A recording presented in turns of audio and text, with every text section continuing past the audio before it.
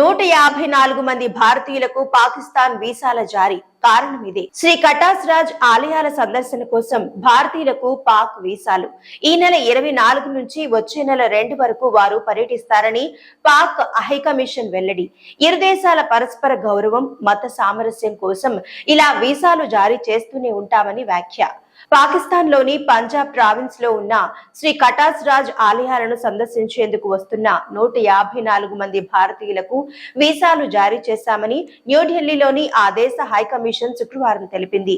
ఈ నెల 24 నుంచి వచ్చే నెల 2 వరకు వారు అక్కడ పర్యటిస్తారని వెల్లడించింది. ఇరు దేశాల పరస్పర గౌరవం, మత సామరస్యం కోసం ఇలా వీసాలు జారీ చేస్తూనే ఉంటామని హైకమిషన్ పేర్కొంది. ఈ సందర్భంగా యాత్రికులకు ఆధ్యాత్మికంగా ఫలదాయకమైన, సంతృప్తికరమైన ప్రయాణం జరగాలని భారతదేశంలో పాకిస్తాన్ వ్యవహారాల అధికారి సాద్ అహ్మద్ వారాయిజ్ ఆకాంక్షించారు. కాగా 1974 నాటి పాక్ భారత్ మతపరమైన పుణ్యక్షేత్రాల సందర్శన ప్రోటోకాల్ ప్రకారం ప్రతి ఏటా వేలాది మంది భారతీయ యాత్రికులు వివిధ మతపరమైన ఉత్సవాలకు హాజరు కావడానికి పాకిస్తాన్ కు వెళ్తుంటారు.